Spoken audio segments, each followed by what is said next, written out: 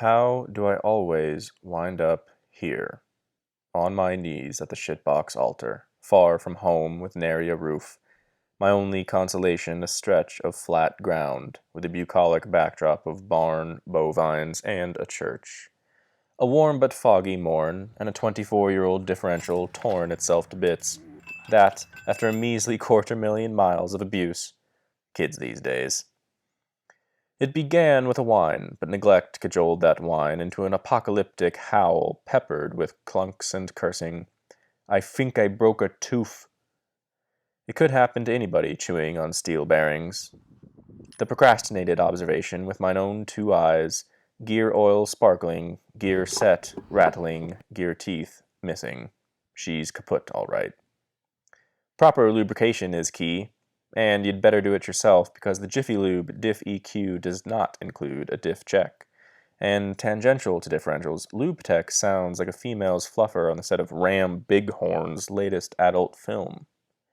Anyway, too little 80-90 means mucho friction, means the premature ejaculation of bearings and a ruined rear end. Don't ignore the little problems. Just because it'll still drive under its own power does not mean everything is okay.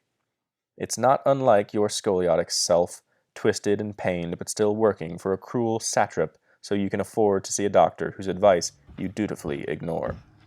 Not unlike the mechanic's advice when he says your $1,200 Ford needs that much in parts and labor to make the howling stop. As if.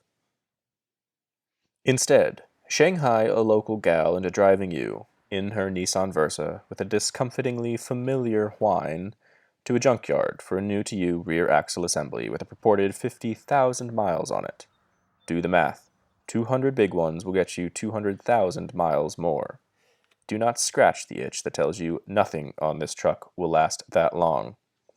Believe this will be the last major job you will have to do in a parking lot. Faith in the progeny of Detroit's original anti-Semite just might keep this cobble job together for one more year. Dropping the rear axle means loosening 10 nuts. Should squeeze that out in, 4 days or so. The crux of this problem is raising the rear end of the truck high enough to get her done. Scrounge up cinder blocks, wood scraps, and a tree stump to assist. The knowledge is there, but the means are lacking. I am a simple man. All I ever wanted in life was a shop with a lift. For now, I'll settle for this. With tires off the ground, suspension limp, and old Ranger Danger posed like a dog at play, pull the wheels and drop the axle. Discover the brake lines on the replacement axle have been crimped by the sloppy hackers of the junkyard, and the brake hardware is rustier than a bourgeois sickle.